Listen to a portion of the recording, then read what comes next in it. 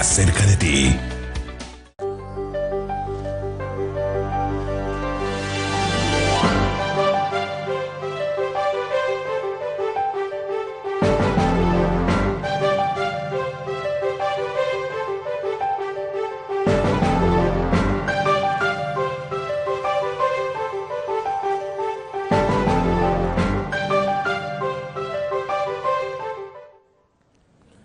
Buenas noches. Este 22 de noviembre se celebra un aniversario más de la muerte de John F. Kennedy, todavía no esclarecida plenamente, y es también el aniversario de un extraordinario hondureño como José Cecilio del Valle, hombre que mantuvo una estrecha relación con Jeremías Bentham, que es el que hace el liberalismo económico, y que generó una transformación en la arquitectura de los centros penales, desarrollando en la economía la teoría del utilitarismo. Es un tema sobre que los académicos deberían profundizar para elevar la autoestima de los hondureños. Este es el último de los programas de este bloque relacionados con las elecciones del domingo 26 de noviembre.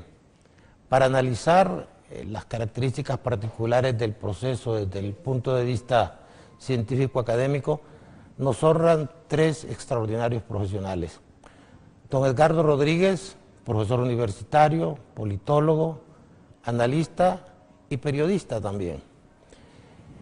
Nos acompaña don Filadelfo Martínez, un consultor, un analista político, una persona de pensamiento de mucha profundidad, de mucha altura, y don Eugenio Sosa, profesor universitario, director del Departamento de Sociología de la Universidad y uno de los analistas de mayor peso dentro del mundo académico.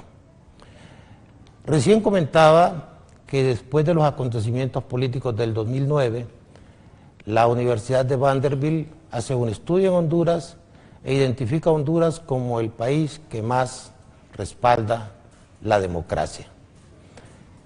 El año pasado, Latinobarómetro emitió su informe y en esa encuesta Honduras aparece como el país que menos respalda el modelo democrático. En un primer paso analizaremos por qué el desencanto de la democracia y por qué el modelo democrático no ha servido para sacar a nuestro país de los últimos lugares en desarrollo humano, en competitividad y de los primeros en violencia y corrupción. Empezamos dándole la bienvenida tanto a don Edgardo, a don Filadelfo y a don Eugenio, y nos encantaría, tanto a nosotros como al teleauditorio, conocer por qué la sociedad hondureña se desencantó de la democracia en los últimos 9 años. Bueno, muchas gracias. Buenas noches, abogado Raúl Pineda, a los distinguidos amigos aquí presentes, colegas y muy buenos amigos.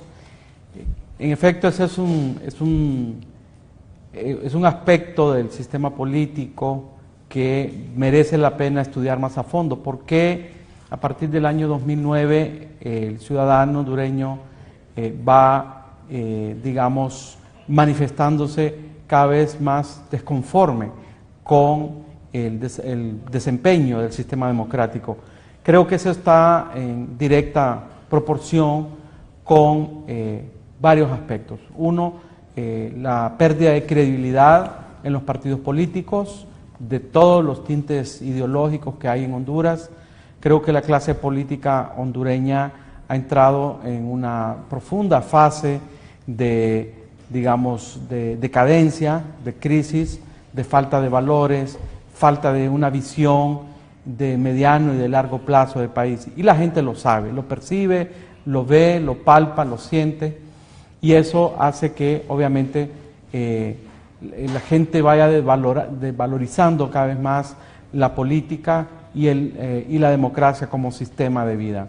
Pero por otro lado, tengo que decir también que la democracia, pues como tal, no da de comer, no hace casas, no da tierras, no da educación. Es un sistema simplemente para normar la vida política en una sociedad. Y tenemos por un lado un sistema democrático que, si bien es cierto, funciona formalmente, tenemos una democracia formal, pero al lado de eso, Honduras sigue siendo uno de los países más desiguales del continente, si no es el que más desigual del continente. Entonces, en un país donde tenemos elecciones cada 4 años, pero donde el nivel de pobreza sigue siendo uno de los más elevados en el continente, eso pasa factura al momento en que la gente se expresa si está satisfecha o no está satisfecha con la democracia. Le decía a un amigo, y eso pues es objeto de análisis en la ciencia política, es que la democracia, la gente, el común de la gente lo asocia con sus condiciones de vida, con su nivel de vida. En tal sentido, probablemente en Costa Rica, en Uruguay, en Chile, la gente está más satisfecha con la democracia porque su nivel de vida, las posibilidades incluso que ellos tienen de mejorar sus condiciones de vida son mucho más elevadas que en Honduras. Entonces, democracia y condiciones de vida caminan de la mano. No es casual entonces que haya una caída preocupante, por demás muy preocupante. ¿Por qué? Porque esto abre las puertas a populismos, a líderes irresponsables o cualquier otro fenómeno que se puedan, digamos, que contradigan el espíritu de la democracia. Así que yo asocio el fenómeno de las condiciones cada vez más difíciles de vida, mayor desigualdad, mayor pobreza, y en esas condiciones es lógico que un individuo no esté satisfecho con la democracia. Pero la gente sigue votando. Claro. ¿Será que la democracia es una utopía? Montesquieu decía que era un gobierno para ángeles, que no era un gobierno diseñado para jóvenes. ¿Qué piensa, licenciado Martínez, de esa temática del desencanto y hasta dónde la democracia es más bien un sueño, una entelequia y no algo que pueda ser tangible dentro de la sociedad política latinoamericana? Yo venía camino al canal escuchando un programa deportivo y siguen las quejas por el fracaso de Rusia en 2018. De la selección. De la selección. Y este reclamo de la afición es porque no le ganamos a Australia en San Pedro Sula. Entonces, estoy tratando de hacer un símil. Yo creo que Honduras es el país de las oportunidades perdidas. Yo me iría más, yo creo que cometemos un error al quedarnos en 2009. Con este tema de las elecciones, por ejemplo, estaba repasando la campaña de Roberto Suazo Córdoba, era el eslogan era la revolución de la honestidad y del trabajo. Del trabajo y la honestidad. Mire, estamos, y en esos momentos el tema de la corrupción no estaba en la agenda de los Estados Unidos. Sin embargo, los políticos hondureños se dieron cuenta de que ya en la sociedad hondureña había malestar con los militares que habían saqueado el presupuesto, el erario público. Entonces, Suazo Córdoba entra con esa campaña. Años después aparece otro liberal, Carlos Roberto Reina, y nos habla de la revolución moral, blandiendo el machete. Es decir, los políticos... El gobierno de las manos limpias. El gobierno de las manos limpias. Los políticos siempre le ofrecieron a la ciudadanía hondureña trabajo y integridad. Y desde hace 30 años nos están ofreciendo lo mismo. Nos están ofreciendo lo mismo y la ciudadanía resiente que no hayan sido capaces de cumplir. Fíjense por otro lado que no tengo a mano, pero no, creo que me van a ayudar, pero las estadísticas del Tribunal Supremo Electoral es que antes de 2009 el abstencionismo electoral iba creciendo, iba creciendo. Es el MICH, por ejemplo, el que salva al gobierno de Carlos Roberto Flores. Y ahí hay otra oportunidad perdida, porque los políticos no fueron capaces de entender que no solo se trataba de restaurar puentes, de restaurar carreteras, sino que se trataba de restaurar el país. Y ese fue también un reclamo de la cooperación internacional y nos condonaron gran parte de la deuda externa para eso, y los políticos hicieron lo que saben hacer, desperdiciar las oportunidades. Entonces, en el 2009 yo creo que lo que hay para mí es consecuencia, es corolario. No es causa, es consecuencia de esa crisis que se vino acumulando fundamentalmente en los 10 años anteriores a 2009. Porque Con Suazo Córdoba, yo recuerdo, se hablaba, era la vuelta a la democracia, como si en algún momento de nuestra historia nosotros hayamos tenido un gobierno realmente democrático, se nos vendió esa idea, y cuando llegamos a esa vuelta a la democracia, descubrimos que la vuelta de la democracia eran los asos. Y hay cualquier cantidad de asos, y finalmente fue profundizando porque la inequidad que tenemos ahora, la desigualdad que tenemos ahora, no se construye del 2009 para acá, de la noche a la mañana. Es una iniquidad que se ha... Entonces yo no quiero atribuir estas fallas de la sociedad hondureña a la democracia. Son a los partidos políticos que nunca entendieron, que partidos atrapados, bueno, eso lo hemos escuchado frecuentemente, una democracia secuestrada, partidos atrapados en el tradicionalismo político y en el caudillismo, ¿verdad?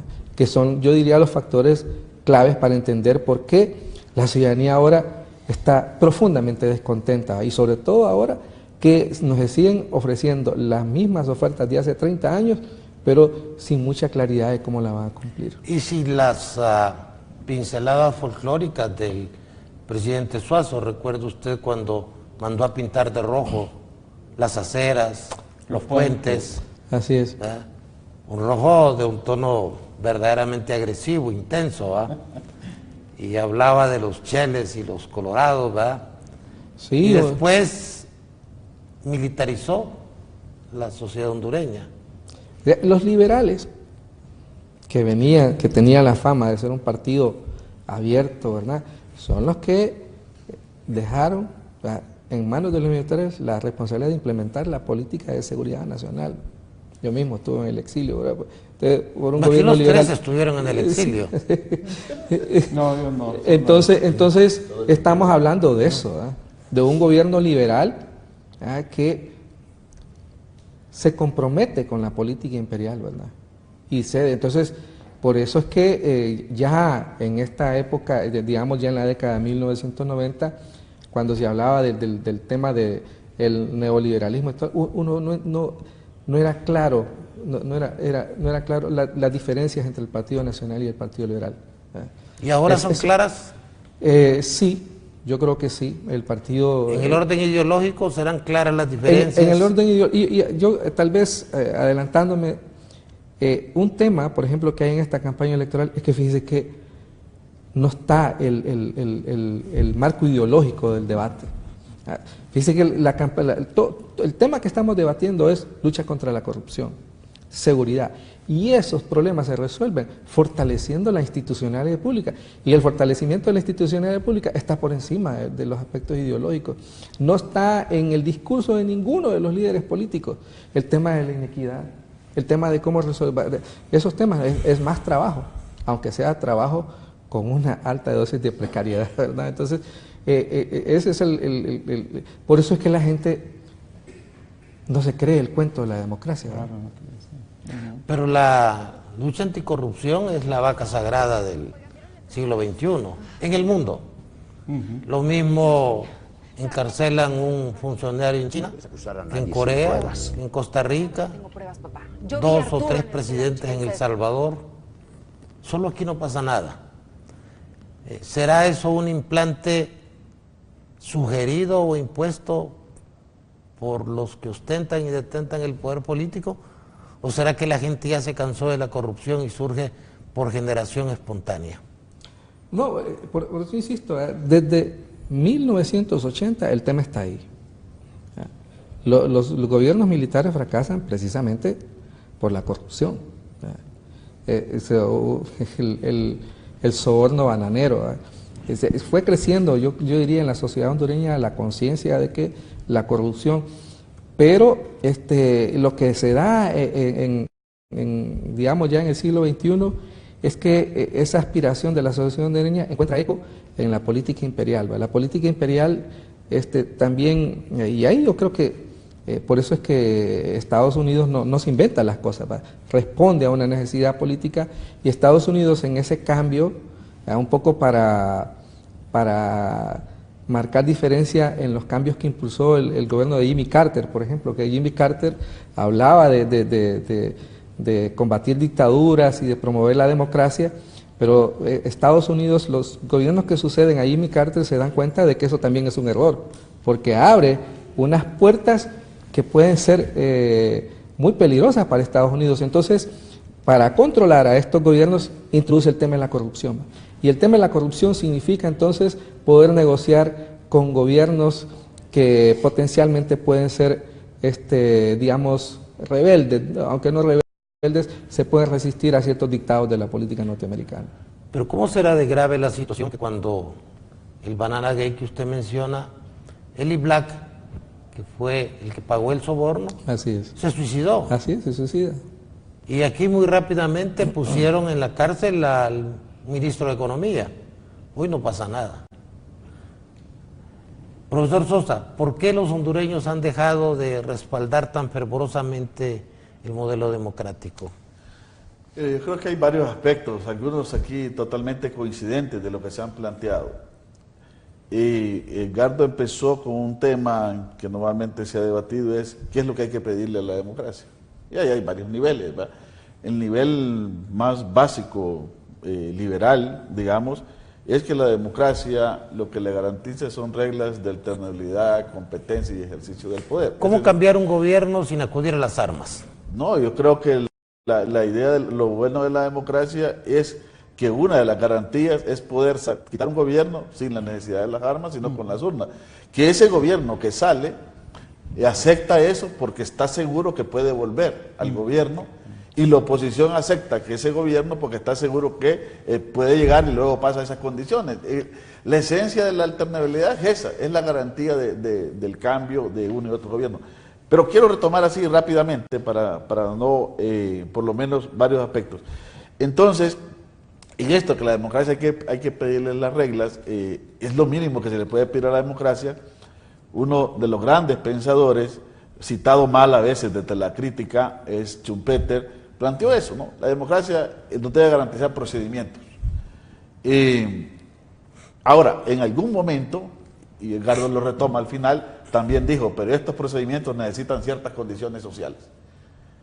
América Latina ha corrido en un contrasentido. En nuestra mayor expansión de la democracia, después del final de los 70, cuando entramos en esta ola que se le llama, América Latina ha convivido una democracia con los mayores niveles de desigualdad y de exclusión y de pobreza. Es decir, ahí eso le ha estado afectando. Mientras que cuando en Europa, después de la Segunda Guerra Mundial, se expande, los economistas hablan de los famosos, los 30 gloriosos, que son 30 años donde realmente hubo estado de bienestar y donde hubo mucho crecimiento económico y hubo mucha reivindicación social y eso. Ahora, ¿qué es lo que pasa? Esa es una cosa profunda, estructural de América Latina que se ha mantenido. Pero luego han venido otros elementos, ¿no? Y el otro elemento es que ha sido una enorme dificultad. Honduras probablemente refleja uno de los grandes problemas, pero no es solo de Honduras. El gran problema de la construcción de institucionalidad. Entonces seguimos teniendo una especie de una política de caudillos, una política muy personalizada y mucha discrecionalidad, donde realmente en verdad cuesta a veces diferenciar en el Estado lo que es un burócrata y un activista. Son dos cosas diferentes, ¿verdad? Pero uno ve que realmente la cosa ahí se confunde fácilmente y no es exclusivo de un gobierno, sino que eso se ha venido reproduciendo. ¿Lo de burócrata es en sentido peyorativo? No, lo estoy diciendo en sentido positivo, de alguien que tiene una carrera profesional y que tiene un oficio y lo sabe hacer bien y es una persona con capacidad técnica y política, porque yo no separo lo técnico, técnica política de hacer bien su trabajo, ya sea desde una secretaría, desde un mando intermedio o un nivel básico de atención a la gente, ¿no? Y que le permita crecer. Entonces aquí se ha dicho, bueno, muchas veces se instalan equipos de gobierno más por una vía de proselitismo. En otros países no hay problema que un buen burócrata sea de un partido de oposición y permanezca ahí y se mantiene al lado de la mera actividad proselitista y de la mera discusión propiamente de elecciones, sino que ese es un momento especial. Entonces eso ha afectado bastante y eso que ha estado muy ligado a la corrupción. A mí me parece que Filadelfo ha tocado un tema importante, ¿no? Y yo sí creo que el tema de la corrupción ha preocupado mucho a la ciudadanía, pero había un contexto internacional de mucho peso donde eso estaba casi siempre en segundo plano, ¿no? y es que ante el tema en el campo de la Guerra Fría, a pesar de que había muchos casos de corrupción en los 80s, pues eran como, de alguna manera, en el ámbito internacional y de los grandes organismos internacionales, era minimizado o era asumido como de segundo orden. Mientras que ahora, yo creo que después de tanto préstamo, después de tantos recursos invertidos en estos países, realmente es un tema que ha puesto atención y ha conectado con una ciudadanía que también le interesa, porque yo creo que no podemos decir que es una cosa plenamente externa, ¿no? También hay una ciudadanía. Miren, es que hay que recordar, yo creo que aquí los cuatro recordamos, por ejemplo, en el 2004 lanza una alerta PNUD con aquel informe hacia una democracia de ciudadanos. Allí está planteando un montón de problemas que tiene la democracia en términos de institucionalidad, en términos de derechos, y plantea una tendencia peligrosa que dice, cada vez más la gente dice estar dispuesta a apoyar un gobierno autoritario, hasta incluso militar, si le resolviera sus problemas económicos y sociales. Es el programa Prodal. Exactamente, usted lo conoce muy bien, todos lo conocemos, lo hemos trabajado. Prodal hizo ese informe que dirigió Dante Caputo, donde es una fotografía de la democracia en América Latina en ese momento, uno de los mejores informes, creo yo. Habría que producir un informe similar de América Latina, porque en este interregno entre 2004 y ahora están los progresismos, o los llamados partidos de los gobiernos del siglo XXI, que ya se fueron también en una nueva oleada, pero hay que ver qué pasó con la democracia 10 años, bueno, ya serían como 13, 14 años después del informe Prodal, ¿no? Con relación a lo que expresaba de la tolerancia de la comunidad internacional respecto a la corrupción, hasta hace 10 años en Alemania eran deducibles de impuestos los sobornos pagados en países latinoamericanos. Licenciado Rodríguez, si no hubiera más opciones entre dictadura y anarquía, ¿qué escogería? Dios mío, como suicidarse pegándose un balazo o tomándose una pastilla de cianuro. No sé, realmente no optaría por ninguna, creo que me lanzaría al vacío, abogado. En realidad, si me forzara a contestar entre dictadura o anarquía, bueno, la anarquía creo que es el desorden, es el caos, es la confrontación, la totalidad, digamos, de la ingobernabilidad. Bueno, yo podría incluso hasta ver un poco de orden en la dictadura. De hecho, ha habido dictadores que pongan un poco de orden. No simpatizo para nada, claro, con la idea, pero la noción de orden, aquí todos lo sabemos, la sociedad siempre requiere, pues de hecho estamos hablando de situaciones problemáticas en la sociedad hondureña, de mal funcionamiento, digamos, del sistema político, de las instituciones, y eso es porque tenemos que volver a un orden, ¿verdad? La sociedad, lo han teorizado mucho, o sea, requiere un cierto equilibrio, un cierto orden. Bueno, las dictaduras de una u otra manera, sin simpatizar con ellas, en algún momento pues tienden hacia un cierto orden. Creo que... Usted estuvo en Chile. Sí, viví en Chile. Es cierto que el, digamos, milagro económico se debe a la labor de Hernán Vigi, ministro de Economía, y de Pinochet. ¿Sirvió eso para estabilizar la economía de Chile después de la crisis generada por Allende en el orden económico?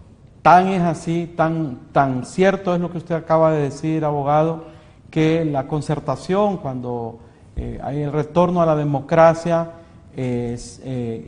digamos, si algo mantuvo incólume en Chile hasta la fecha de hoy inclusive, es el sistema económico chileno, es decir, construido, modelado en la dictadura de Pinochet.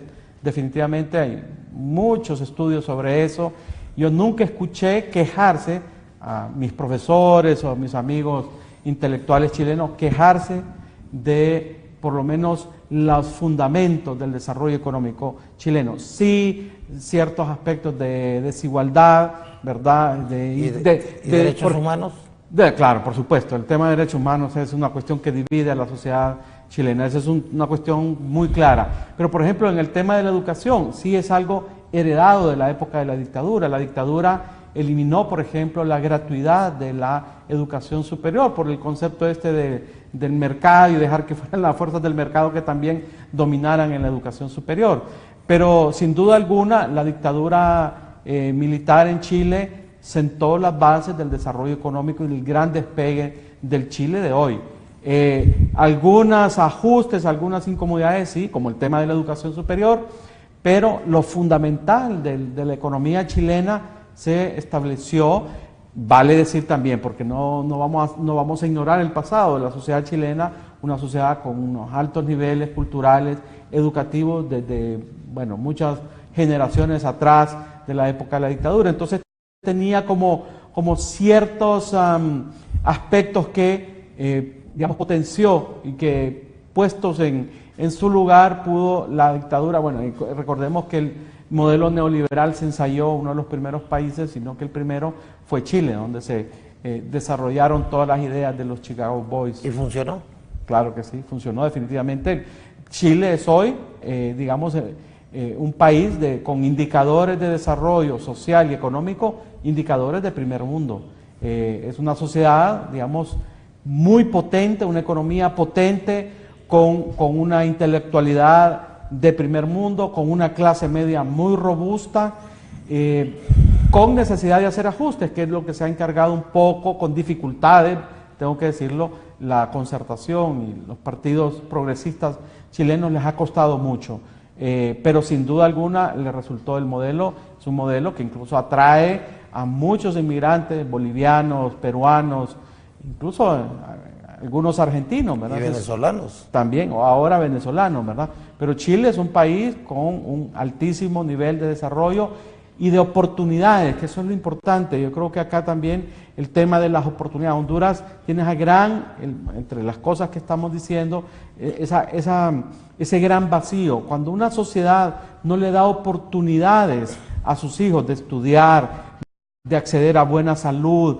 a tener viviendas, una sociedad que se va desgastando y eso se refleja en la política. Hay un desgaste de la sociedad por los grandes problemas de desigualdad y de falta de oportunidades en la sociedad hondureña y los políticos hacen como los gatos, ¿verdad? Sus porquerías las van metiendo las van escondiendo, pero tarde o temprano esto sale a brote con las crisis como la que vivió Venezuela, por ejemplo, con la llegada del chavismo al poder, producto de la corrupción, del desgaste de los partidos. Tarde o temprano, de una u otra manera. Creo que el tema de la delincuencia, por ejemplo, en Honduras, en cierta manera es reflejo de esa desigualdad, de esa sociedad con una clase política, con instituciones débiles y con partidos que no ven más allá de sus intereses inmediatos. Pero si aquí estuviera alguien que simpatiza con el régimen de Cuba y el régimen de Venezuela, daría una respuesta contundente: el bloqueo. Somos agredidos económicamente por el imperio. ¿Será cierto eso? Bueno, es una paradoja. Y también, licenciado Martínez, en su discurso hemos escuchado los políticos. Ellos nos han defraudado, ellos nos han engañado. El otro lado de la moneda es, ¿y nosotros, la sociedad, la ciudadanía, cómo nos comportamos? ¿Somos cómplices, somos tolerantes? ¿Rechazamos eso, protestamos, lo combatimos? Que lo debatimos y estoy seguro. Eso sí. ¿Qué piensa de los dos puntos de anclaje que hemos mencionado ahorita? Fíjese que yo defiendo al ciudadano hondureño. Yo creo que es una interpretación perversa que beneficia a los políticos el decir que los ciudadanos somos tolerantes, que no hay que olvidar, por ejemplo, el tema de que mucha gente pobre vota a cambio de 50 lempiras. ¿La pobreza envilece? Envilece, sin duda. Políticamente envilece la pobreza. Por supuesto, a eso sí no se puede negar. Pero en general, yo, por ejemplo, a la pregunta que usted le hacía a Edgardo, yo creo que esa no es una pregunta de elección entre si la dictadura o la anarquía, porque ahí no hay posibilidad de elegir. Pero yo le voy a decir, el pueblo hondureño, por ejemplo, votó por Carlos Roberto Reina. Y Carlos Roberto era el M líder. Se vendía. y la gente confió en él. El pueblo hondureño votó por Rafael Leónidas Callejas, que ofreció un cambio. Es decir, y en el momento crucial de una crisis en Centroamérica, fíjese que nosotros, como ciudadanía, y ahí yo debo ser autocrítico, fíjese que en Honduras no protestaron los movimientos, no progresaron los movimientos armados, las guerrillas, porque la gente tenía claro que las guerrillas lo que generan es mayor crisis, estancamiento de la economía. Sí, pero veníamos de una etapa histórica altamente violenta y revolucionaria. Es decir, de hecho hubo un momento antes de la llegada de Carías que cualquiera se levantaba en pueblos muy modestos como La Esperanza, con Bejarano, Zeta Pérez, todos esos coroneles de... Pero eso es lo que se termina con el periodo de los gobiernos militares. Las revueltas. Entonces, ahí... Después de Carías terminaron... Con Carías también. Sí, con Carías termina. No, decía, ya en el gobierno el nacionalista Gálvez, con Gálvez el país realmente se estabiliza, ¿no? Sí. Y desaparecen todo. Bueno, es interesante, pero ya en esa época ya no había a quien perseguir. Por supuesto, desaparece eso, ¿verdad? La inestabilidad. Desaparece la inestabilidad, pero entonces empieza a crearse... La idea es como un pueblo que antes era muy proclive a la violencia, de repente abandona ese esquema. Eso yo creo que, y es una cosa que no está estudiada, hay que reconocer que no está estudiada, pero es interesante, probablemente habría que hacer el vínculo en que esa violencia ahora se traslada por otras motivaciones, ¿verdad? Que es la violencia que tenemos ahora, al pandillerismo, pero probablemente lo que esté ahí, otras manifestaciones de esa cultura de nosotros, pero sí, yo diría que sí evolucionamos hacia la opción de decidir quién dirige los destinos del país por la vía democrática, y eso para mí es sumamente importante. Fíjese que a pesar de que es un 30%, que puede crecer ese 30% de abstencionismo, hay una más importante de hondureños que le gusta votar. Sí. Y no es cierto que todos van a votar por una bolsa solidaria. Hay una buena parte de la población que va a votar convencido de que tal oferta política electoral va a cambiar el país. Que algo puede cambiar. Y yo creo que ese es un punto a destacar y es un punto que hay que reforzar. O votamos en negativo a veces, votamos contra, aunque no cambie nada. Pero son opciones en el marco de la democracia. Y hay un mensaje que yo diría, es que la élite política es que no ha sabido entender lo que Honduras... Entonces, no ha entendido los mensajes porque ha estado muy cómoda. La impunidad, ¿verdad? Muy lejos, muy alejada. Es impresionante, ¿verdad? Que siguen cometiendo los mismos pecados, no entienden. Y entonces ahí sí, es probable que entonces esa cultura violenta de la que usted me habla, de las primeras décadas del siglo XX, entonces vuelvan a aparecer, porque finalmente, yo quiero hablar con otros matices. Con otros matices, quiero hablar de Chile. Fíjate, se dice, Edgardo es el especialista en Chile, yo no, pero finalmente los chilenos se dieron cuenta de que no bastaba crecimiento económico, que la sociedad chilena necesitaba la democracia, y tú lo dices, y el costo es alto. De hecho, Chile es una sociedad profundamente dividida por eso. Políticamente dividida por eso, es decir, hay un costo, hay un costo que es muy alto, que las sociedades no deben pagar. Pero Pinochet pudo haber seguido en el gobierno, y sin embargo, convocó un plebiscito, lo perdió y lo aceptó. Presionado. No, eso sí, no fue de gratis. Se llega al plebiscito porque internas y externas, hay un hartazgo en la sociedad chilena. Eso sí, yo creo que Pinochet no lleva porque quiere, definitivamente. Sí. Profesor Sosa. Mire, creo que hay cuestiones ya bastante aprendidas en términos de los análisis de lo que ha pasado. Yo dudo que en términos políticos esta idea de los años 20 retorne, porque realmente ese momento, o sea, lo que usted tiene en los años 20 es un Estado que no se logra centralizar. Y realmente ese proceso de centralización del Estado está estudiado empieza su carrera y se consolida, empieza con Carías y se consolida en los años 50, con la modernización del Estado. Y como el Estado no está centralizado, entonces lo que hay son grupos que se creen en el derecho y que tienen posibilidades de levantarse en armas y buscar derrocar a un gobierno, o levantarse el perdedor que no aceptaba unas elecciones, o al que bien quitado, bueno, todo lo que lleva más o menos ese periodo donde los gobiernos no duraban. Recordemos que en ese momento también de ese Estado que se está formando están las bananeras, que según algunos estudios lanzaban para un y otro lado y también alimentaban ese tipo de cuestiones.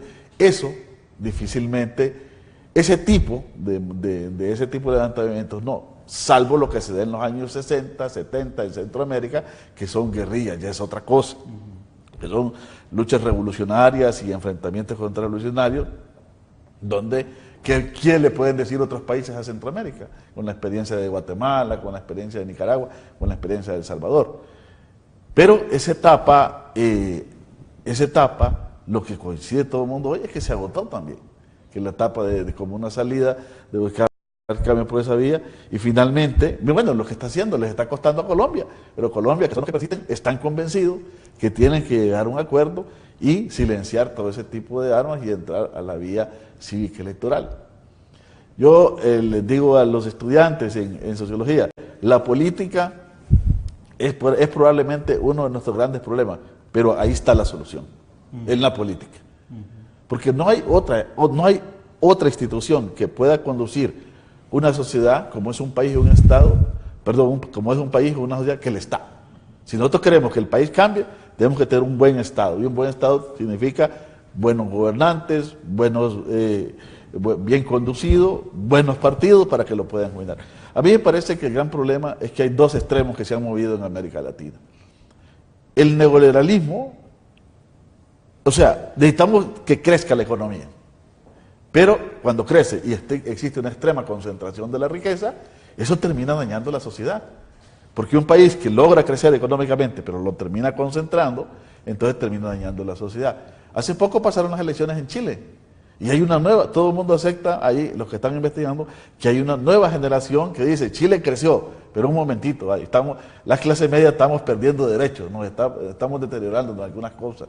Hay desigualdades en la educación y empieza a reclamar, ¿no? ¿No cree que en y Chile, lo otro, a mí me parece que el gran problema... ¿No cree que en Chile ganó la izquierda? Si parece... usted suma lo que sacan los dos candidatos perdedores, es más que lo que saca Piñera. Pero le digo, bueno, van a segunda vuelta. Porque el gran problema de la democracia es que la democracia nos vendió una idea procedimental, y es que mandan las mayorías. Ese es un principio democrático. Pero cuando se fragmentan los sistemas de partidos, somos gobernados por minorías. Pero como se aceptan las reglas del juego, nos toca aceptar eso en el marco, mientras esas reglas no cambien. Pero realmente eso es lo que está pasando ahí. Obviamente a ese nuevo proceso la tiene muy difícil Piñera ya para poderse reafirmar. Ahora, esas reglas solo se pueden cambiar en el marco de acuerdos políticos y consensos. No tiene posibilidades de que alguien se va a levantar, agarrar violencia y luego imponer unas reglas. Eso, en este momento histórico, eso es algo que está realmente, que no se ve a la vuelta de la esquina ni por ningún lado. De paso, a mí me parece que la ciudadanía hondureña da muestras. Yo casi estoy convencido que la ciudadanía irá el domingo a las elecciones de manera tranquila, y estará allí pendiente de lo que pasa. Es normal y me parece necesario, y que estén allí pensando en cómo se van a dar los resultados, cada quien creyendo que va a ganar, perfecto. Yo creo que el ciudadano que cree que desde que sale de la casa que no tiene ninguna posibilidad de que se produzca un triunfo, pues ¿para qué va a salir ese ciudadano? Si la política tiene eso de importante, genera encantos y reencantos, a pesar de que se creen los milagros. La política además se creen los milagros incluso, ¿sí? Hay una anécdota, yo no sé si Filadelfo de acuerdo, hay una anécdota, cuando habían las posibilidades de lanzarse de candidato por doble puesto, ¿se acuerdan? Que había iba presidente o quedaba en San diputado. Ignacio, la UD llevaba un candidato a alcalde, cada vez iba candidato a diputado, sin ninguna posibilidad de ganar ninguna de las dos. Pero llega y en un momento convoca a la Junta Directiva y le dice, estoy preocupado, siento que voy a ganar los dos cargos. ¿Cuál? La directiva, ¿qué me ordena? Él colocándose como muy disciplinado, ¿qué me ordena la directiva? ¿en cuál debo quedarme? No tenía ninguna posibilidad, pero él creía. Entonces yo creo que esas cosas hay que entenderlas, pero no cabe duda que además de la... Yo quiero colocar un tema, ¿no? Y es que Honduras necesita, como muchos países de América Latina, cultura democrática. Esta idea de que sin demócratas no hay democracia es una idea fuerte. Pero se me escapaba una idea. La gente que se decanta en esto que llaman los populismos, que a mí me parece justo que haya una mayor distribución de la riqueza, el problema para mí, cuando uno ve sus planes de gobierno, es que descuidan cómo van a hacer crecer la economía. Claro. ¿Va? Porque la pregunta es, y esto se ha dicho muchas veces, repartir. ¿sí? La pregunta es repartir sin hacer, Claro, repartir sin pobreza. repartir. Entonces, obviamente dicen, es repartir pobreza. O sea, y eso también, después de que se criticó mucho el neoliberalismo, los mismos críticos, porque solo se centraba en el crecimiento, han dicho, sí, el crecimiento no es suficiente, pero es necesario. Así es. Y es el tema que ha puesto. Porque antes decía, bueno, no, el crecimiento no, y se No criticaba. genera desarrollo. Y es correcto, no genera desarrollo por sí mismo, pero es parte de la generación de desarrollo. Así es. Entonces yo creo que ahí está el Crecimiento con equidad. es un problema, claro, con la equidad. Es el gran tema que ha planteado la CEPAL, necesitamos equidad, y también plantea que necesitamos crecimiento económico. Inevitablemente la política va asociada al concepto de poder. Hace poco trabajábamos en una actividad con el profesor Sosa y él elaboró un cuestionario. Me llamó la atención una pregunta: ¿quién manda en Honduras? Y se generó un catálogo, el crimen organizado, la empresa privada, la embajada de Estados Unidos. Ni un tan solo de los entrevistados nos dijo: en Honduras manda el pueblo hondureño. Nadie dijo, miren, ese cuestionario está incompleto, ahí en Honduras manda el pueblo hondureño, la sociedad hondureña. ¿A qué atribuye eso? Si la democracia orbita alrededor del concepto de mayoría. Esa es una de las debilidades, obviamente, de la democracia, procedimental, formal, y por eso es que, se bifurcan las ideologías, ¿verdad?, entre aquellas que le apuestan la democracia liberal, formal, y entre aquellos que consideran que no es suficiente una democracia formal, liberal, que hay que ir hacia una democracia ciudadana, a una democracia participativa, y ahí viene el gran debate. Y a una dictadura del proletariado. Bueno, eso ya... Es arqueología. Eso ya es una cuestión ya superada por la historia, que aunque todavía hay algunos que lo defienden, ¿verdad? Pero creo que ya la historia ya sería... Superó eso. Es un tema superado. Entonces ahí entonces hay un debate, ¿verdad? Y las ideologías ahí se separan, ¿verdad? Es decir, todos nos presentamos como demócratas, o sea, ¿verdad? La izquierda habla de democracia, el centro habla de democracia, la derecha habla de democracia. El problema es qué tipo de democracia. Entonces, obviamente, estamos claros que en una democracia formal, liberal, es únicamente, como ha dicho Eugenio, y como lo dicen algunos teóricos, es nada más un procedimiento, ¿verdad? La democracia electoral formal es solamente procedimientos para la toma de decisión política, y ahí entonces es el gran debate. El poder, ¿dónde está el poder real del ciudadano? Una vez que ejerce, tiene que esperar 4 años para volver a ejercitar ese poder del voto. Entonces aquí es donde hay, corrientes que dicen, ok, entonces debido a eso necesitamos trascender a una democracia más participativa. Pero ese es un debate que todavía no es inacabado, en donde hay mucha tela que cortar, y no me refiero a experiencias como la dictadura del proletariado, etcétera, sino incluso a experiencias como la de Venezuela, por ejemplo, porque ahí, digamos, que sería el referente para hablar de una supuesta democracia participativa, o en Nicaragua.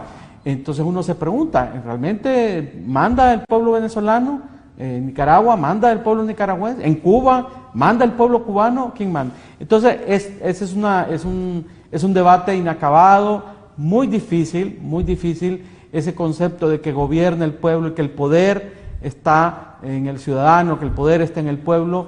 Yo me atrevo a decir que es una utopía, me atrevo a decir en este momento que es una utopía porque, digamos, desde el punto de vista práctico, pueden haber segmentos del pueblo, digamos, las organizaciones populares, sin duda alguna, digamos, hay grupos de presión que tienen, que estamos hablando de pueblo, de ciudadanía, tienen cierta influencia, digamos, a nivel de la sociedad, pero el poder es algo que está distribuido en la sociedad. Muy difícilmente podemos decir que hay que darle el poder, es un poco incluso demagógico decir hay que darle el poder, el poder al pueblo. Pero ese es el discurso. El discurso, pero es bastante demagógico. Yo lo veo muy, muy difícil de ponerlo en práctica. Podemos hablar de islas de poder o ámbitos del poder en el pueblo. Me refiero, por ejemplo, a las organizaciones de sociedad civil, o hoy en día los movimientos sociales, las organizaciones populares. Son segmentos, islas de poder ciudadano, digamos. Pero hablar en general de darle el poder a la ciudadanía lo veo bastante utópico. Decía un escritor marxista en todas partes del mundo, por cierto, renegado, reconverso, en todas partes del mundo, en todas las sociedades, una minoría toma decisiones u oprime al resto de la población. Si la democracia es un procedimiento, como alguien ha expresado acá, ¿será una utopía? ¿Será algo tan difícil de obtener desde el punto de vista material? Ya estamos claros que la formalidad se expresa en participación, en elecciones, en sustitución de mandatarios, pero ¿realmente existe la democracia?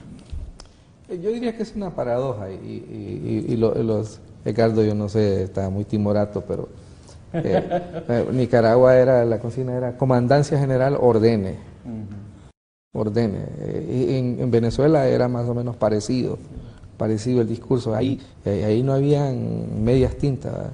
Ahí se obedecía al comandante, ni siquiera al partido.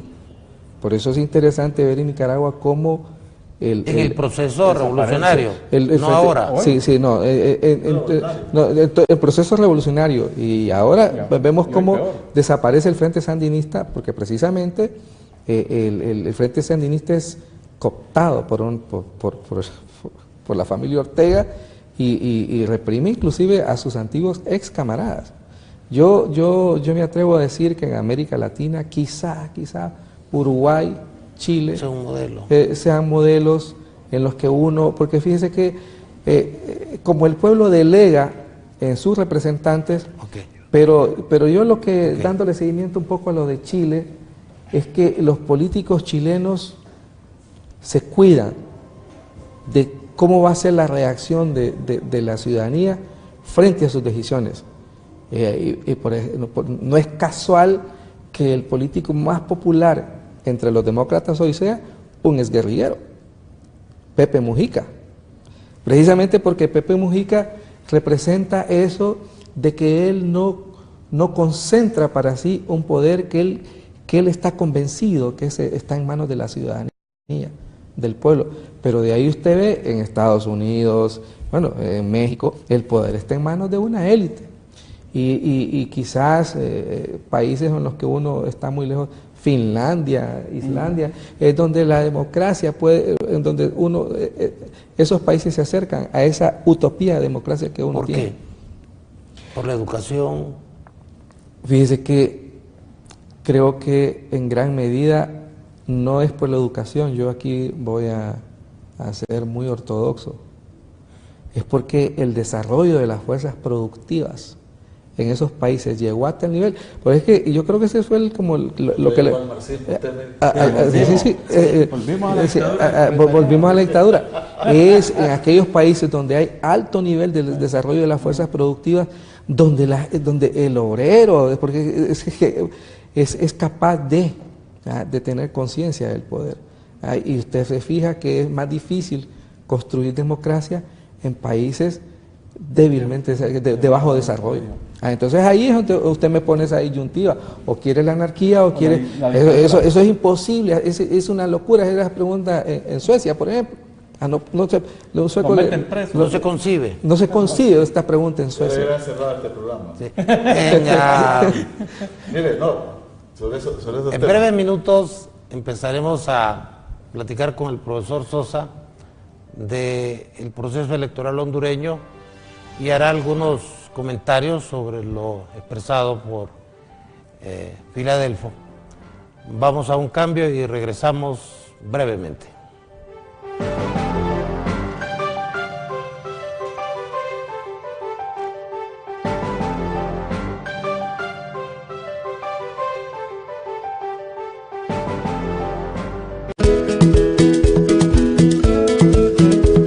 Casa, ¿verdad? Siempre ha sido de tierra, ¿verdad? Entonces, como nuestros ingresos solo son remesas, nosotros pensábamos que a mí no me lo iban a aprobar. De todos modos, fui a Banco Azteca y me ayudaron.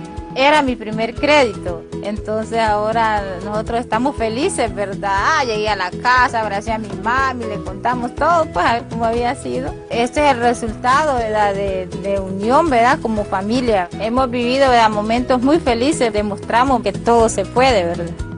Pues yo me puse feliz, ¿verdad? Porque estamos construyendo una casa más grande, ¿verdad? Por si nuestra familia crece, ¿verdad? Vamos, muchachos. Vamos, Chele. Oeste. Profe, ¿y a usted por qué le gusta el fútbol? Por un juguete.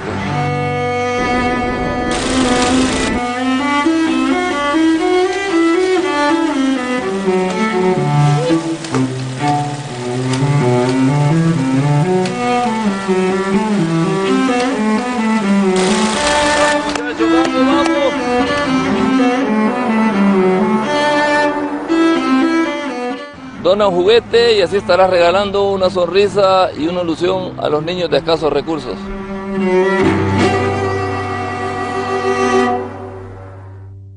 Calienta tus motores y acelera a fondo con las promociones de Black Race Sale de Itálica. Una carrera por los mejores descuentos y modelos. Hasta el lunes 27 de noviembre. Aprovecha, porque Itálica se puso bien black con los precios más bajos del año. Itálicas desde 10,999 lempiras. Aprovecha esta oferta con los beneficios a crédito con Banco Azteca. Autorizado en 30 minutos. Búscanos en Itálica Distribuidores y Tiendas Electra. Honduras, agradecemos tu confianza. Hemos trabajado junto a ti durante estos 10 años. Banco Azteca. Sueñas, decides, logras. Banco Azteca presenta. La información fluye y está en todo lo que nos rodea. Iniciamos desde tempranas horas nuestra agenda periodística para informarle.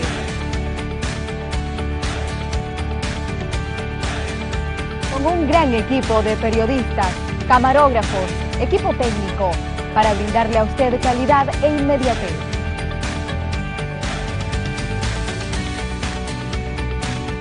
No ocultamos la verdad y nos encanta mantener una cercanía con nuestros televidentes. Con las historias del día a día que nos tocan el corazón. Porque en TV Azteca Honduras estamos comprometidos con usted.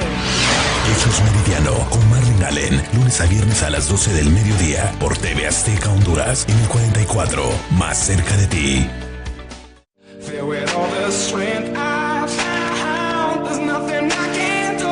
Los mejores goles. Las mejores ligas de todo el mundo.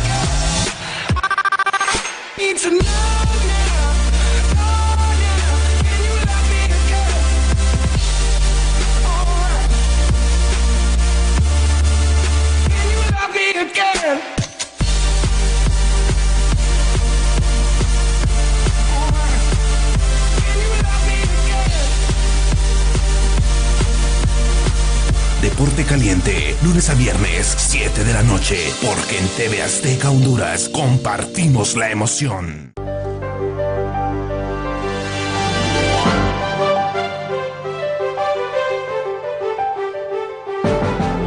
Estamos de regreso y el profesor Sosa va a complementar la idea expresada por don Filadelfo y hacernos una radiografía personal de en qué es diferente este proceso electoral con los anteriores. Bueno, yo creo que nosotros empezamos a tener procesos electorales. ¿Pero por qué no empezamos con lo de don Filadelfo? En el sentido de lo de muchos y pocos y esto. Bueno, mire, yo creo que el tema, justo ahí queríamos comentar algunas cosas. Lo usted ha venido planteando si la democracia es una utopía, si la democracia realmente que el pueblo decida se puede o no. Habló de las fuerzas productivas, Filadelfo, esa es una mirada, pero la otra mirada es que esas fuerzas, si queremos seguirle el hilo de las fuerzas productivas, ha llevado a una complejización de la sociedad tremenda. O sea, de esa democracia directa que después se toma la idea de lo participativo, quedó en las sociedades antiguas. Hoy lo que está viendo es que es difícil que todo mundo se reúna y tome decisiones y todo el mundo participe en igualdad de decisiones. Alguien que poco se menciona en la democracia, como los teóricos, pero que lo dejó muy claro, es Robert Dahl. Él dijo, lo que hay son poliarquías, lo que hay son democracias poliárquicas, donde lo que permite es que se roten las élites políticas, que se roten los partidos y sus élites partidarias. Y estas élites partidarias tienen más conexiones con la ciudadanía o menos conexiones o más incentivos de participación, pero en el fondo eso es lo que tenemos, una rotación de élites. Y José Nun, un argentino brillante, también dijo, democracia de pocos o de muchos. Las decisiones principales se van a tomar en procedimientos de los menores. Y aún en espacios pequeños, a una ONG se cumple aquella famosa ley de Robert Mitchell que dice las organizaciones y los partidos y las sociedades tienden a oligarquizarse. Es decir, tienden a generar en diferentes espacios. Ahora, yo creo que el gran tema de la diferencia... es una minoría. Sí, pero yo creo que la gran diferencia, para no quedarme en ese plano de creer que soy totalmente partidario de eso, es que es el Estado de Derecho moderno.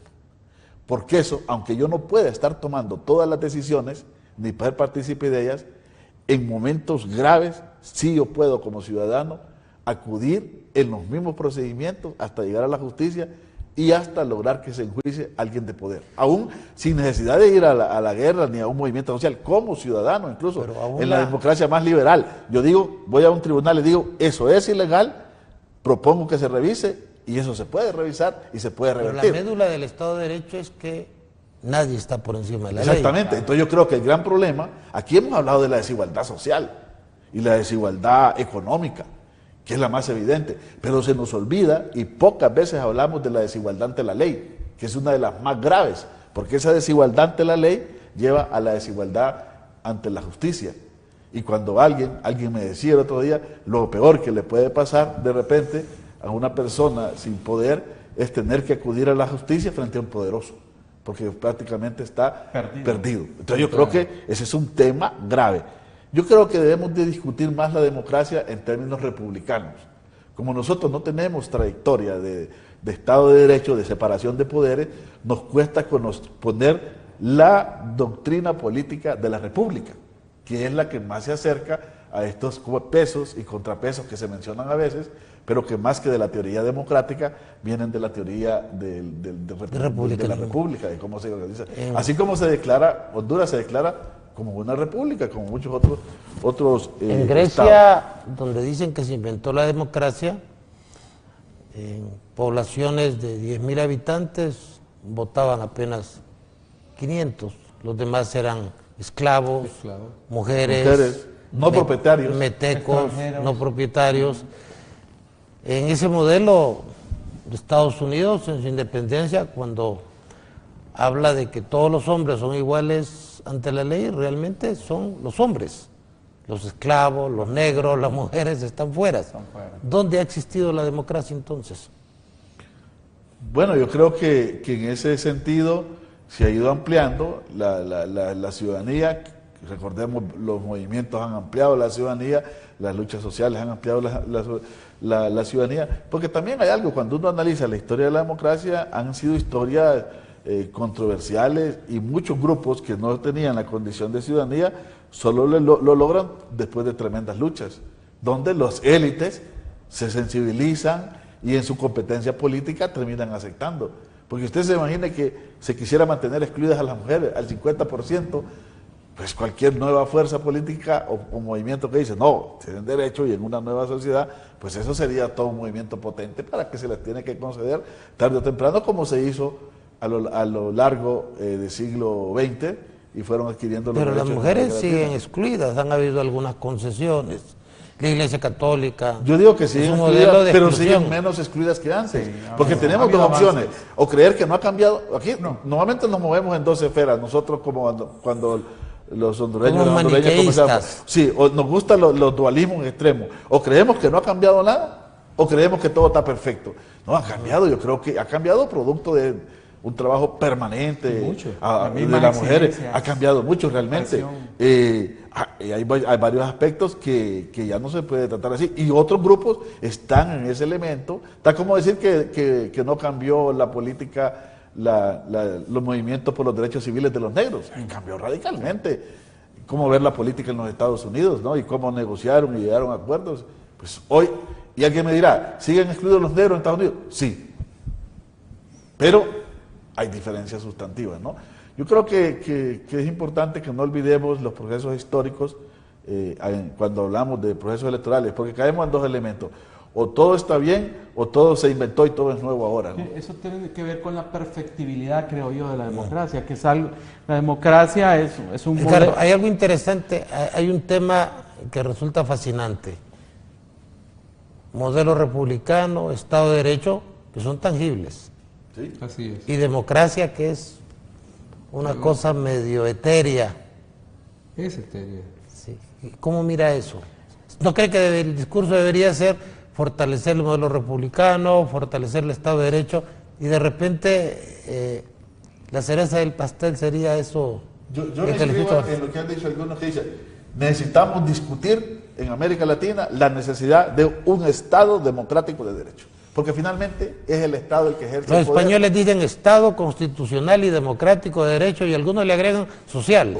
Bueno, yo creo que ahí, porque el mero debate en abstracto, la democracia de alguna manera tiene que ver con una abstracción, pero se materializa en cosas concretas de cómo funciona el Estado, de cómo se hacen las elecciones, de cómo funcionan los partidos, de cómo funciona la sociedad, las organizaciones, los derechos, la justicia. Finalmente se materializa en esa parte, ¿no?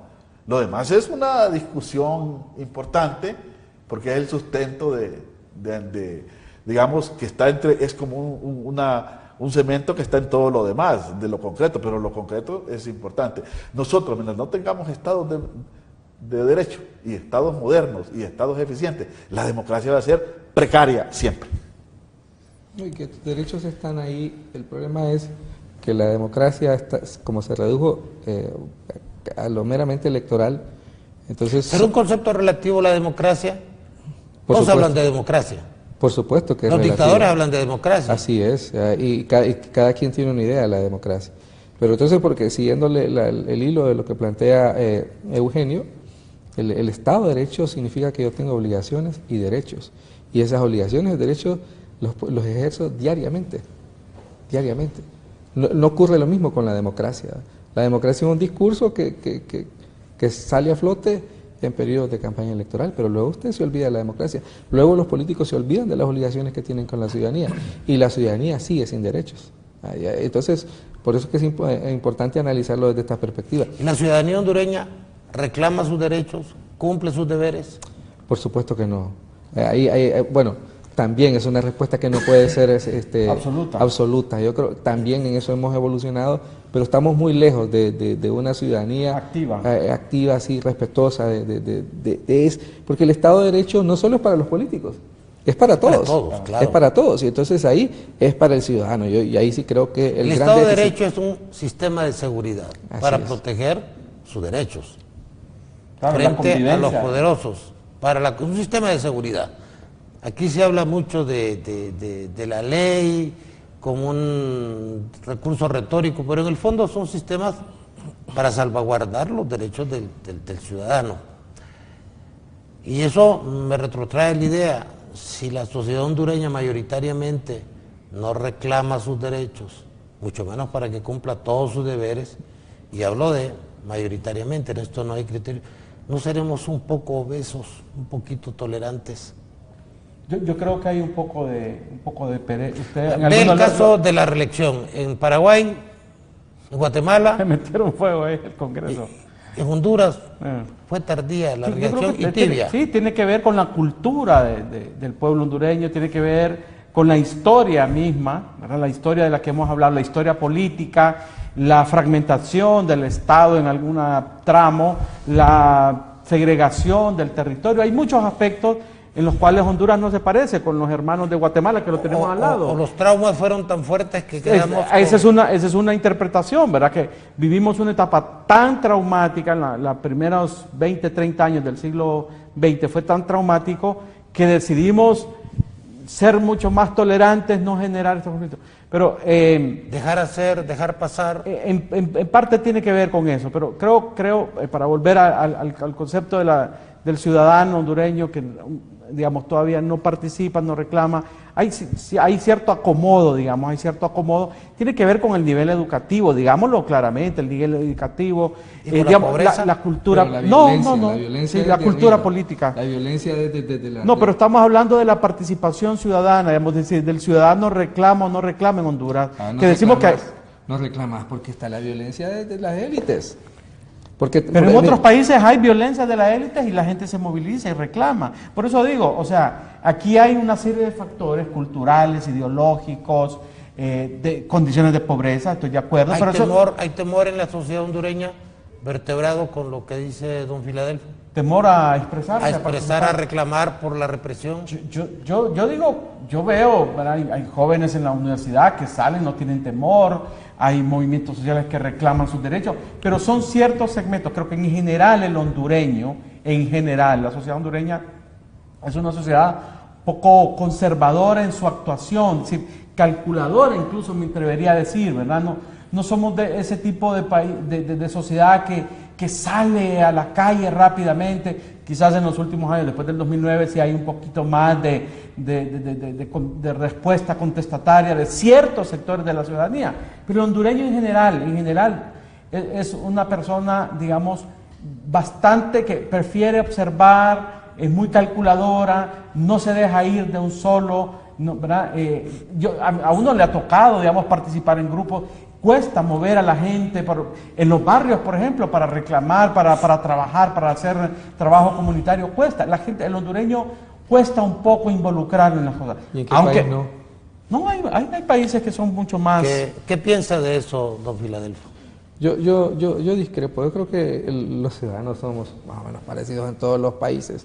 Yo sí me remitiría a que en Honduras se conformó un estado de violencia. Mire, es que, y ahí sí, educación. Por ejemplo, todos conocemos la anécdota de que el profesor nos dice, y nadie saca 100, porque el que saca 100 significa que sabe más que yo.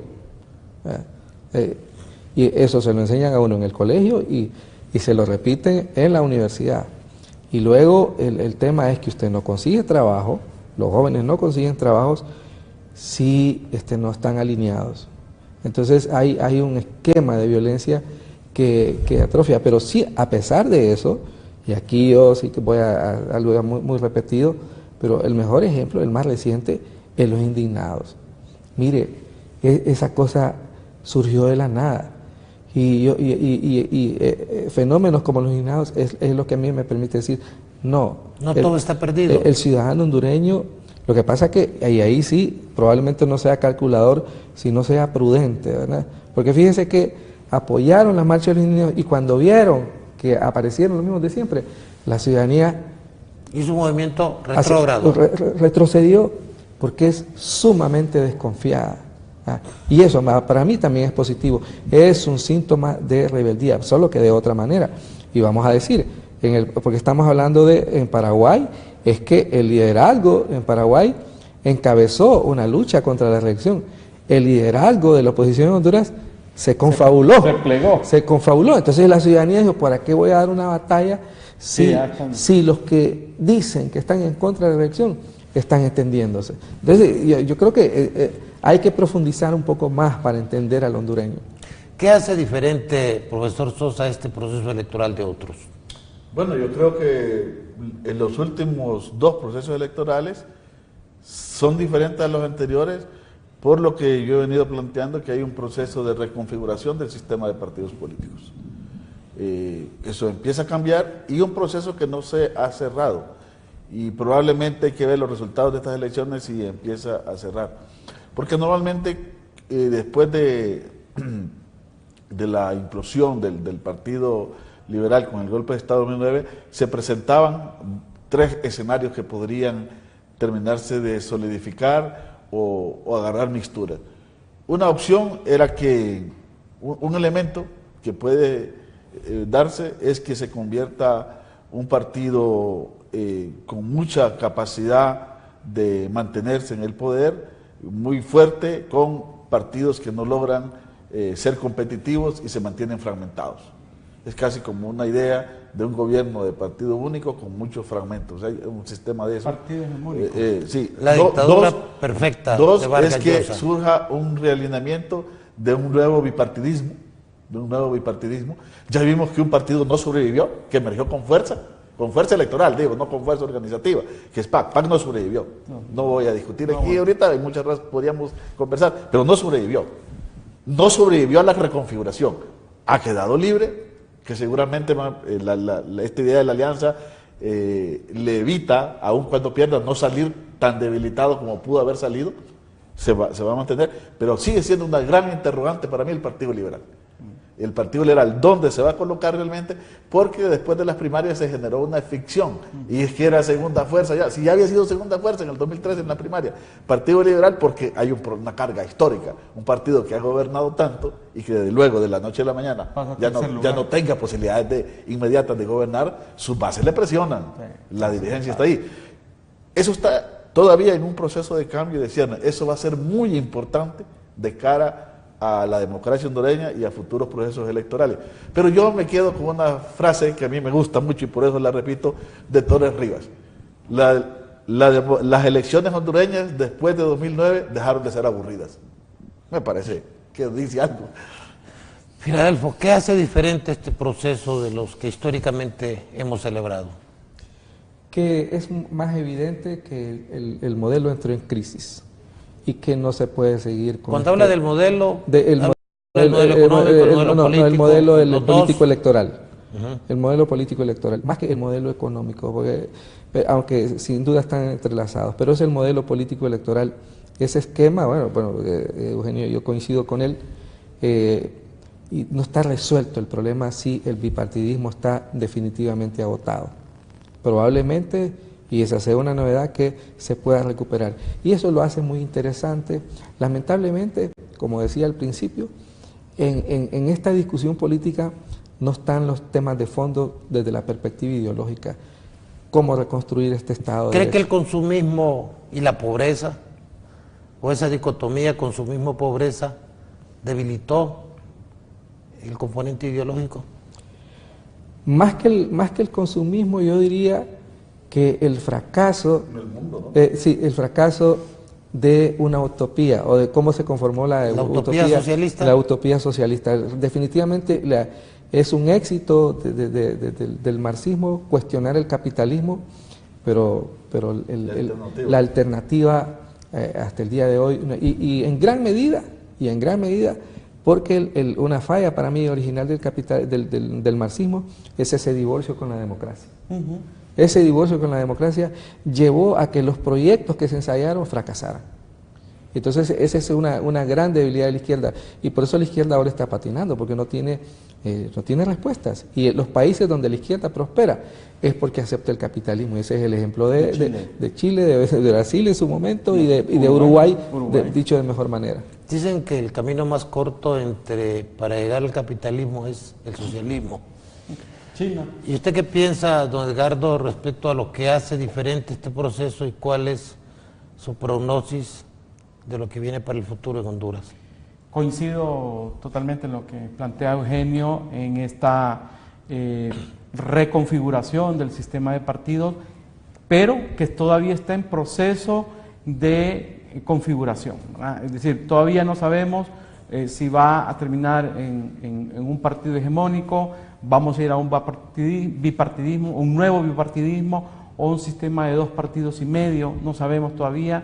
Esto incluso, déjenme decirles, me comentó alguien el otro día que no está lejos, este ensayo de la alianza, ojo con este ensayo de la alianza deja una pauta bien clara para futuros procesos electorales. Es el tema de las alianzas, ojo con eso, porque dependiendo de los resultados, entre el resultado que obtenga Libre, el Partido Liberal, no está lejos la posibilidad de que más adelante veamos un reencuentro entre Libre y Partido, ¿verdad? No, yo no lo descarto. Entonces, ¿qué es la novedad para mí, además de lo que ha dicho Eugenio y Chepito? La novedad son las amenazas. Yo nunca había ¿Perdieron poder los medios corporativos? Yo creo que todavía tienen influencia. Yo creo que todavía tienen influencia, especialmente... ¿Pero perdieron poder? Sí. Quizás un poco, quizás no como antes. Si usted me dice hace, no sé, 15 años, si hace 15 años tenían una gran influencia en la ciudad, pero ojo, que todavía la siguen teniendo. No nos olvide, es que nos concentramos mucho en Tegucigalpa. Recuerde que Honduras no es Tegucigalpa, entonces muchas veces opinamos por Tegucigalpa. Todavía en el interior del país la influencia de los medios de comunicación todavía tiene cierto peso, quizás no igual que antes, pero todavía sigue teniendo influencia. Ricardo, en este proceso, que lo he visto un tanto involucrado, ¿se ha sentido agredido? Sumamente agredido, sumamente agredido por la intolerancia. Hay un ambiente de intolerancia cada vez mayor, ¿verdad? ¿No siente que usted en su programa también agrede? No, fíjese que no, definitivamente no. Solo tira dardos, pero no agrede. No, pero yo no insulto a la gente, yo no lo insulto, yo trato de decir lo que yo veo en un candidato que me parece que es incorrecto, y la gente, el problema de la hipersensibilidad de los seguidores de los partidos es que uno no puede hacer una crítica, ¿verdad? Que una persona inteligente, a mí, usted me hace una crítica y me dice, mira, Edgardo, usted está... se está involucrando mucho. Entonces una crítica yo la tomo, digo, sí, tiene razón, voy a moderar, digamos, mi involucramiento. Pero aquí hemos llegado a un nivel que uno hace una crítica y la gente, en lugar de tomarla, y estoy hablando de una crítica política, discutirla y ver si tiene uno algún grado de razón, no, inmediatamente la rechazan y lo descalifican. Nosotros le llamamos eso es nuevo. El ametrallamiento verbal y el ametrallamiento informático. Es avasallador, o sea, lo he vivido, créanme, en carne propia, el avasallamiento, producto de la intolerancia política. ¿Y lo ha afectado? Pues yo creo que sí, en alguna medida. Hay tiempos que digo, no, tengo que ausentarme, quiero retirarme, pero termino regresando, ¿verdad? Pero sí me ha afectado. No puedo decir de que soy como que tengo un caparazón como el de las tortugas. Dice que se necesita piel de cocodrilo para ser político. Sí. Por eso es que no nos metemos a la política, porque realmente ese es un deporte de contacto. La academia, los profesores se han sesgado. Muchísimo. No sé si Eugenio quiere dar testimonio. Los profesores, la academia creo que no. Sí, los profesores. Hay que diferenciar. No, yo creo que aquí la sociedad hondureña en general ha tomado partido, pero tomar partido, pienso, de manera hasta cierto punto fervorosa, muy cavernícola, sí. Es decir, descalificando. Yo veo a colegas míos, por ejemplo, en la universidad, presentar a ciertos candidatos, no voy a decir nombre, como que, Dios mío, es la octava maravilla. Mesías. Sí, sin hacer ningún tipo de valoración ideológica, política, discursiva. Entonces me sorprende cómo colegas, profesores, no filtran, digamos, algunas de sus opiniones.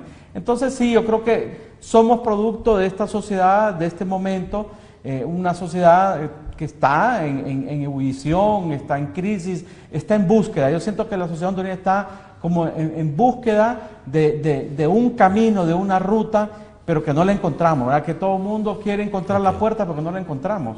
Estamos por agotar nuestro tiempo, queremos que en un minuto el profesor Sosa haga una recomendación al pueblo hondureño para este domingo 26. Mire, yo creo que en un proceso electoral la principal y más importante recomendación es que hay que salir a votar, que hay que ir a expresar una simpatía o preferencia política, que realmente hacerse indiferente es peor para el país, creo yo, que es peor, independientemente de cómo se vote. Y lo otro, que ningún proceso electoral, ni en la actualidad, merece que hondureños, sobre todo, que no están disputando ninguna cuota de poder importante, se agredan mutuamente, sino que sea un respeto.